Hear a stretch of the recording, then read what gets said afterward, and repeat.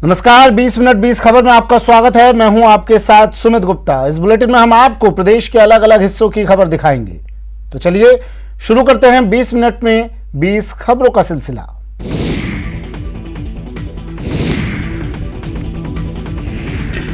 तैयारियां तेज कर दी हैं। इसी कड़ी में नगर निगम हेरिटेज की ओर से 30 नए हूपर अलग अलग वार्डों के लिए रवाना किए गए। पीएचईडी मंत्री महेश जोशी ने नगर निगम हेरिटेज के इन नए हूपर को हरी झंडी दिखाकर रवाना किया। इस दौरान महापौर मुनेश गुर्जर भी मौजूद रहीं। आपको बता दें, नगर निगम हेरिटेज में बीवीजी को बाहर का रास्ता दिखाए जाने के बाद नगर निगम प्रशासन ने खुद कचरा कलेक्शन का काम संभाल लिया है और हवा महल जोन के वार्डों में घर घर कचरा कलेक्शन के लिए 30 नए हूपरों को लगाया है। इसके बाद अब सभी जोन में टेंडर होने के बाद 310 नए हूपर 100 वार्डों में कचरा कलेक्शन का काम शुरू करेंगे। इस बात के लिए कटिबद्ध है कि हम जयपुर में हेरिटेज में सफाई व्यवस्था को चुस्त दुरुस्त रखें और जनता की अपेक्षाओं पर खरा उतरें। हमने सिर्फ इसे हूपर्स को किराए पे लिया है। दोनों प्रक्रियाओं में बहुत फर्क है। हम कोई कचरा कितना भी वेइंग करे उससे हमें कोई लेना देना नहीं है। इसमें हमने हूपर्स को किराया लिया है, उसका ये 40 किलोमीटर एक हूपर चलेगा, उसके हिसाब से इसमें पैसे दिए जाएंगे। किसानों के लिए मुख्यमंत्री किसान मित्र ऊर्जा योजना वरदान साबित हो रही है। मुख्यमंत्री अशोक गहलोत ने जिस मुख्यमंत्री किसान मित्र ऊर्जा योजना की घोषणा बजट में की थी, उस योजना की वजह से किसानों को सिंचाई के लिए बिजली बिल में अब 1000 रुपए प्रति माह अधिकतम और सालाना 12,000 रुपए तक का अनुदान मिल रहा है। इस योजना से पोखरण विधानसभा क्षेत्र के किसानों को बड़ी राहत मिली है। वहीं डिस्कॉम का बकाया राजस्व भी जल्दी आने लग गया है। आपको बता दें, मार्च महीने के अंत तक पोखरण डिस्कॉम को बकाया राजस्व वसूली के लिए विभाग की ओर से 270 करोड़ का टारगेट दिया गया है। इससे पहले फरवरी में विभाग की विजिलेंस टीम और अधिकारियों ने 240 करोड़ रुपए का बकाया राजस्व वसूल किया था। अब नई योजना के आने से अधिकारियों को लगने लगा है कि वो अपना टारगेट पूरा कर लेंगे। 11 करोड़ का शॉर्टफॉल और जो हमारा मार्च का असेसमेंट, ये मिलाकर के जो 30 करोड़ रुपए के लगभग बनता है, उसके लिए मेरा डिवीजन का पूरा स्टाफ बहुत अच्छी मेहनत कर रहा है। कोविड संक्रमण के दौरान लॉकडाउन से बेरोजगार हुए युवाओं को आर्थिक रूप से सशक्त करने के लिए प्रदेश सरकार की ओर से चलाई जा रही इंदिरा आय हैं, उसमें से महज 5% लोगों को ही कर्ज मिल पाया है। इंदिरा गांधी शहरी क्रेडिट कार्ड योजना के तहत कोरोना काल में बेरोजगार हुए लोगों को 50,000 रुपए तक का कर्ज मुहैया करवाया जाता है, जो ब्याज मुक्त है। लेकिन अभी तक इस योजना का कोई खास फायदा नहीं हुआ है, क्योंकि फरवरी महीने तक पोर्टल के जरिए 2,40,009 आवेदन सरकार को प्राप्त हुए, जिनमें से अब तक 4,566 आवेदकों को ही कर्ज मिला है, जबकि 2,35,443 आवेदन इस योजना में बाकी चल रहे हैं। इस योजना का लाभ लोगों तक पहुंचाने के लिए अब राज्य स्तरीय बैंकर्स समिति और प्रमुख बैंकों के साथ नियमित रूप से बैठक कर इस योजना का लाभ बेरोजगारों तक पहुंचाने की कोशिश हो रही है। जब देश के प्रधानमंत्री किसी को सम्मानित करें और वो सम्मान लेकर अपने घर लौटे, तो फिर ये स्वागत सत्कार लाजमी है। दौसा के शुभम खंडेलवाल का भी घर लौटने पर जोरदार स्वागत किया गया। उनके परिजनों ने उन्हें फूल माला पहनाकर उनका स्वागत किया, मिठाई खिलाकर मुंह मीठा किया। आपको बता दें, दौसा के शिक्षक कॉलोनी में रहने वाले शुभम खंडेलवाल को प्रधानमंत्री नरेंद्र मोदी ने अहमदाबाद में गोल्ड मेडल देकर सम्मानित किया है। शुभम खंडेलवाल ने गुजरात के राष्ट्रीय रक्षा विश्वविद्यालय अहमदाबाद से साइबर सिक्योरिटी विषय में एमटेक किया है और इस वक्त वो अमेरिका की कंट्रोल केस कंपनी में काम कर रहे हैं। शुभम ने एमटेक साइबर सिक्योरिटी में 10 में से 9.93 CPI प्राप्त किए थे और इसी वजह से उन्हें पीएम ने सम्मानित किया। बाकी मेरे परिवार, मेरे पापा मम्मी की मेहनत और लगन और इनकी मानसिक स्टेबिलिटी के थ्रू मैं यहाँ तक पहुँच पाया हूँ। बाकी पूरा परिवार आज मेरे साथ खड़ा है, यही बहुत बड़ी बात है मेरे लिए। उज्जवल भविष्य की भी शुभकामना करता हूँ और अच्छा ऐसा लगता है कि आज मैं समझता हूँ जैसे मैं खुद ही सम्मानित हुआ हूँ। चित्तौड़गढ़ जिला मुख्यालय से महज 20 किलोमीटर दूर बस्सी वन्य जीव अभयारण्य, जिसे बस्सी सेंचुरी के नाम से भी जाना जाता है, इन दिनों वहां पर्यटकों का मेला लगा हुआ है। यहाँ आने वाले पर्यटक यहाँ आकर कई तरह के वन्य जीवों का दीदार तो कर ही रहे हैं, लेकिन उन्हें सबसे ज्यादा मजा क्रोकोडाइल सफारी में आ रहा है। खास बात यह है कि क्रोकोडाइल बेस तक जाने के लिए बोट का सहारा ले रहे हैं और इस बोटिंग में उन्हें खूब मजा आ रहा है। यहाँ तो मुझे अभी तो मैंने ये देखा है कि इसमें बहुत मज़ा आया। इवन बोटिंग बहुत अच्छी लगी और बहुत एंजॉय किया। ये कि second time third time always यहाँ हर गर्मियों में आने की इच्छा है। इससे पहले हम मोरबी में गिर वन में गए थे, लेकिन वहाँ पे भी इतना अच्छा नहीं लगा जितना अच्छा फीलिंग यहाँ पे है। और नाव में जो बैठने की सेफ्टी है वो भी बहुत बढ़िया है। बस्सी सेंचुरी में नौकायन शुरू होने के बाद से पर्यटकों की संख्या लगातार बढ़ रही है। ऐसे में क्षेत्रीय वन अधिकारियों का कहना है कि पर्यटकों के लिए यहाँ ज्यादा से ज्यादा सुविधाएं विकसित की जा रही हैं, ताकि उन्हें गर्मी की छुट्टियों में यहाँ आने पर किसी तरह की असुविधा न हो। काफी टूरिस्ट अभी काफी संख्या में टूरिस्ट आ रहा है और बोटिंग का ट्रैक के साथ साथ बोटिंग का भी आनंद ले रहा है। कोटा के रामगंज मंडी के माधोपुर कॉलोनी में डबल मर्डर केस में बवाल बढ़ता ही जा रहा है। अब इस केस में विधायक मदन दिलावर ने पुलिस पर गंभीर आरोप लगाए हैं। रामगंज मंडी के बीजेपी विधायक मदन दिलावर ने कहा है कि शराब तस्करों ने पुलिस से मिलीभगत कर 2 निर्दोष युवकों को मौत के घाट उतार दिया। विधायक ने इस मामले में मृतकों के परिजनों के लिए 25-25 लाख रुपए की आर्थिक सहायता देने और दोषी पुलिसकर्मियों के खिलाफ कार्रवाई करने की मांग की है। उधर इस हत्या से नाराज लोगों की ओर से कोटा रामगंज मंडी हाईवे पर जाम भी लगाया गया और देर रात जमकर हंगामा किया गया। आपको बता दें, मामूली सी बात पर बदमाशों ने 2 चचेरे भाइयों बंटी और दुर्गेश की चाकू मारकर हत्या कर दी थी। कांस्टेबल है, उसने छुपाने की पूरी कोशिश की उनको, पर वो मरने के बाद फिर उसके हाथ पांव काट गया। तो ऐसे ही कुछ बहुत सारे केस है इसमें। एक चीज गांजा पुलिस वालों ने पना दे रखी। मैं समझता हूँ ये गंभीर अपराध की श्रेणी में आता है, इसलिए उन सिपाहियों के खिलाफ या हेड के खिलाफ तो कार्रवाई करनी ही चाहिए। इसके साथ साथ जो मृतक के परिवार हैं उनको कम से कम 25-25 लाख। अलवर में बढ़ते अपराधों को रोकने के लिए अब पुलिस अधिकारियों ने खुद जिम्मेदारी संभाल ली है। रात में जहां नाकाबंदी और चेकिंग का जायजा लेने के लिए एसपी और डीएसपी खुद शहर के अलग अलग हिस्सों का निरीक्षण कर रहे हैं, वहीं लापरवाही बरत रहे पुलिस वालों पर कार्रवाई भी की जा रही है। ऐसे ही औचक निरीक्षण के दौरान शिवाजी पार्क एसएचओ रामजीलाल समेत 5 पुलिस कर्मियों को लाइन हाजिर कर दिया गया और इस दौरान 800 से अधिक चालान काटे गए। आपको बता दें कि अलवर में बढ़ते अपराध पर लगाम लगाने के लिए जयपुर रेंज के आईजी उमेश चंद दत्ता ने अधिकारियों को खुद विशेष चेकिंग के निर्देश दिए थे।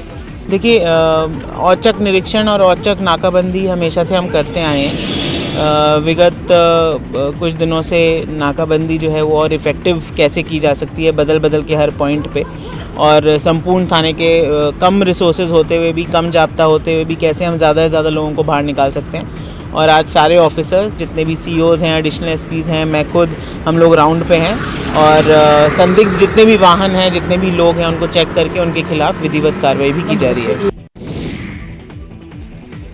जयपुर रेंज के आईजी उमेश दत्ता उस वक्त खुद अलवर पहुंच गए जब एक ही रात में शहर में एक नहीं 2 जगह एटीएम को बदमाशों ने निशाना बनाया। एक जगह बदमाश एसबीआई बैंक के एटीएम को उखाड़ कर ले गए। इस एटीएम में 25,83,000 रुपए थे, तो दूसरी जगह बैंक ऑफ बड़ौदा के एटीएम को उखाड़ने की नाकाम कोशिश की। इस मामले की गंभीरता को देखते हुए जयपुर जोन के आईजी उमेश दत्ता रविवार को अलवर पहुंचे और उन्होंने मौके का जायजा लिया। इसके बाद उन्होंने कहा कि बदमाशों को जल्द गिरफ्तार किया जाएगा, जिससे बदमाशों में संदेश जाए कि अलवर पुलिस में दम है, साथ ही लोगों में भी सुरक्षा को लेकर बेहतर संदेश जाए। निश्चित तौर पे इसमें जैसा मैंने कहा कि हमारा ध्येय यही है कि इसको तीव्रता से न केवल वारदात को खोला जाए, अपितु इसके संबंध में जो प्रिवेंटिव एक्शन है, ताकि मैसेज डाउन द लेन अपराधी तत्व में ये जाना चाहिए कि इसको दूर करने का पुख्ता इरादा भी रखते हैं, ताकत भी रखते हैं और इस बारे में जनमानस को भी एक सुरक्षा का अनुभव हो। इन दिनों प्रशासनिक अनदेखी का खामियाजा प्रतापगढ़ के खिलाड़ियों को भुगतना पड़ रहा है।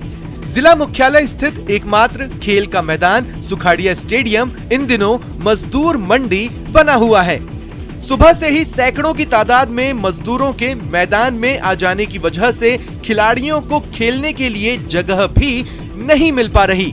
साथ ही मजदूरों को लाने ले जाने वाले ट्रैक्टर और दूसरी गाड़ियों की वजह से मैदान को भी अच्छा खासा नुकसान हो रहा है। दरअसल ये समय फसल कटाई का है और इस वजह से आसपास के गांव से सैकड़ों मजदूर काम की तलाश में यहां आ रहे हैं। पहले तो ये मजदूर नीमच नाके पर खड़े रहते थे, लेकिन प्रशासन ने अब इन्हें इस ग्राउंड में शिफ्ट कर दिया है।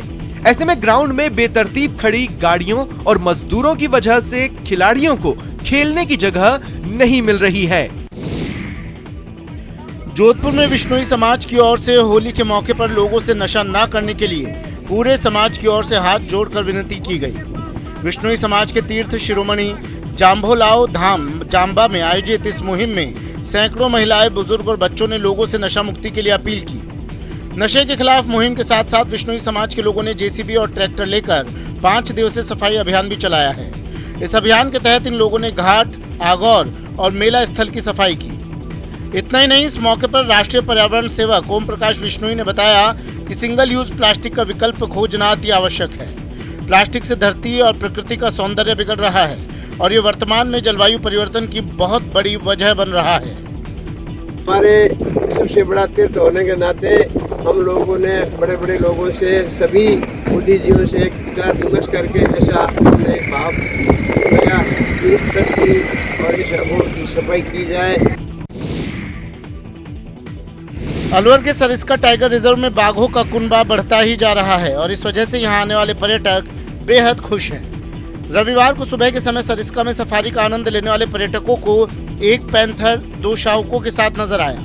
ऐसा बहुत कम देखने को मिलता है जब पैंथर शावकों के साथ नजर आए, क्योंकि आमतौर पर पैंथर ऊंचाई वाले स्थान पर रहता है, जिसके चलते पैंथर की साइटिंग भी पर्यटकों को आसानी से नहीं हो पाती।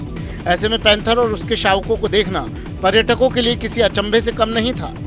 जिस वक्त सरिस्का की काली घाटी क्षेत्र में पैंथर और 2 शावक एक साथ नजर आए, पर्यटकों का काफिला वहीं रुक गया और उन्होंने इस रोमांचित कर देने वाले पलों को अपने कैमरे में कैद कर लिया। आपको बता दें कि सरिस्का में 400 से ज्यादा लेपर्ड हैं। सरिस्का में यूं तो टाइगर की बहुत साइटिंग होती है, लेकिन इनका शावकों के साथ देखने का मजा बहुत कम पर्यटकों को मिलता है। राजधानी जयपुर में रविवार को विंटेज और क्लासिक कार प्रदर्शनी और ड्राइव का आयोजन किया गया। इस मौके पर जयपुर, दिल्ली, पंजाब, राजस्थान के करीब 135 विंटेज और क्लासिक कार ने भाग लिया। खास बात यह है कि इस रैली में 1913 से लेकर 1959 तक में बनाई कारें शामिल हुई। विंटेज कारों की इस रैली के आयोजक का कहना है कि इस कार्यक्रम का मकसद राजस्थान के पर्यटन को बढ़ावा देना है और पिछले कई सालों से देश के समृद्ध और ऐतिहासिक विरासत को संरक्षित करना है। विंटेज और क्लासिक कारों की इस रैली में रंग बिरंगे गुब्बारों और रिबन से सजी कारों को देखकर यहाँ मौजूद हर शख्स मंत्रमुग्ध हो गया। कितना बड़ा नुकसान हुआ टूरिज्म। ऐसे इवेंट्स होते हैं जहाँ देश भर से लोग आते हैं और देश भर से विंटेज कार्स आती हैं। ये एक बहुत बड़ी चीज़ है जयपुर के लिए, राजस्थान के लिए, और इस निश्चित रूप से ये प्रोत्साहन मिलेगा पर्यटन को। और हम अब डोमेस्टिक टूरिज्म पर वो फोकस कर रहे हैं, तो मुझे लगता नहीं कि विदेशी टूरिस्ट अगले 1 साल तक यहाँ आ पाएंगे। हाल ही में बोर्डों में की गई राजनीतिक नियुक्तियों में 10 से ज्यादा ब्राह्मण नेताओं को जगह दी गई है। इसके अलावा आरपीएससी के चेयरमैन की बात हो या फिर कर्मचारी चयन आयोग बोर्ड के अध्यक्ष की बात हो, वहां पर भी ब्राह्मण अफसरों पर गहलोत सरकार ने विश्वास जताया है। इस वजह से प्रदेश के ब्राह्मण समाज के लोग अब गहलोत सरकार से काफी खुश हैं। हर जिले तक सीएम गहलोत से मिले इस सम्मान को साझा करने के लिए विप्र गौरव सम्मान समारोह का आयोजन किया जा रहा है। इसी कड़ी में झुंझुनू में भी विप्र गौरव सम्मान समारोह का आयोजन किया गया। इस समारोह का मकसद ये है कि जिस तरह से सीएम गहलोत ने विप्र समाज का सम्मान किया है, विप्र समाज भी कांग्रेस का उसी तरह सम्मान करे। झुंझुनू में आयोजित कार्यक्रम में सीएम के सलाहकार डॉक्टर राजकुमार शर्मा, खादी ग्रामोद्योग बोर्ड के अध्यक्ष पूर्व मंत्री बृजकिशोर शर्मा, विप्र कल्याण बोर्ड के अध्यक्ष महेश शर्मा, उपाध्यक्ष मंजू शर्मा समेत कई वीआईपी शामिल हुए। समाज के लोगों का 3-4 घंटे कंटिन्यूस मीटिंग में रहना, सबको शांति से सुनना, ये इस बात का मैसेज देता है कि विप्र बंधुओं को इसकी बहुत बड़ी खुशी है। ब्राह्मण समाज का ऐसा व्यक्ति है जिनको कोई सुविधाओं के अभाव में शिक्षा से, रोजगार से कोई वंचित है, उनके लिए कल्याणकारी योजना बनाई। सुजानगढ़ के लुहारा गाड़ा चौक पर बाबा अखंडानाथ सेवा समिति की ओर से 6 दिवसीय फाग महोत्सव का विधायक मनोज मेघवाल ने शुभारंभ किया। महंत गणेशनाथ महाराज के सानिध्य और सभापति नीलोफर गौरी की अध्यक्षता में आयोजित इस कार्यक्रम में उपसभापति अमित मारोठिया समेत कई गणमान्य लोग मौजूद रहे। लुहारा गाड़ा में आयोजित उद्घाटन समारोह को संबोधित करते हुए विधायक मनोज मेघवाल ने कहा कि शेखावाटी क्षेत्र में गेंदड़ परंपरा काफी समृद्धशाली रही है और यहाँ की परंपराएं ही प्रत्येक समाज को आपस में जोड़ने और भाईचारे का काम करती हैं। 5 कार्यक्रम का इसमें हम लोगों को आज आमंत्रित किया गया और साथ ही राजल सर की जो पार्टी है उसको यहाँ आमंत्रित करके और जो शहर के लोग हैं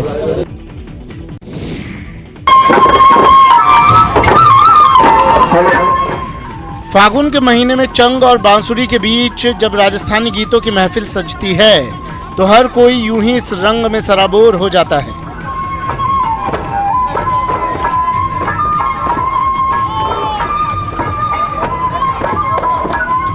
बांसुरी की धुन और लोकगीतों की इस धुन को सुनकर हर किसी के कदम थिरकने लगते हैं।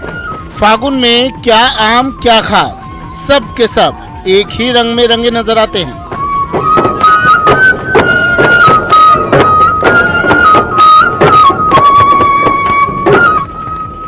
झुंझुनू में इन दिनों जगह जगह फागुनी मस्ती के बीच फागोत्सव कार्यक्रम का आयोजन किया जा रहा है। इसी कड़ी में झुंझुनू के नवलगढ़ के बावड़ी गेट पर फागोत्सव कार्यक्रम का आयोजन किया गया। खास बात यह है कि यहाँ सीएम के सलाहकार डॉक्टर राजकुमार शर्मा अतिथि के रूप में पहुंचे थे और वो भी चंग और बांसुरी की धुन के बाद खुद को थिरकने से रोक नहीं पाए।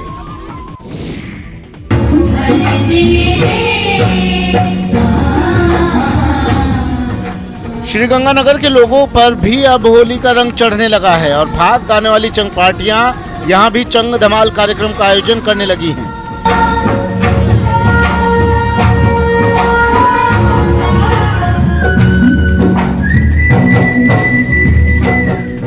चंग धमाल पार्टियों की ओर से इनके सदस्य सज धज कर श्रीगंगानगर जिला मुख्यालय पर अलग अलग स्थानों पर चंग धमाल की प्रस्तुतियां दे रहे हैं।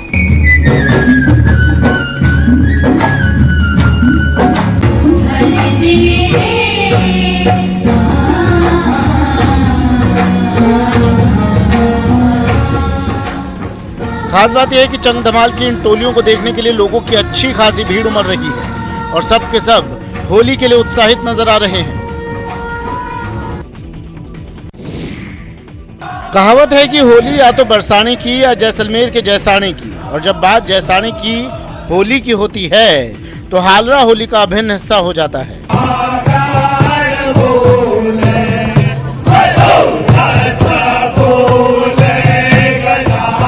ऐसा माना जाता है कि शिव के गण कहे जाने वाले गहरिये जैसाने में हालरा गाने आते हैं। गहरिये शिव के गणों की तरह रंग और गुलाल से भरे हुए अघोरियों का स्वांग रचते हुए आते हैं और वंश वृद्धि का आशीर्वाद। जयपुर के आराध्य देव गोविंद देव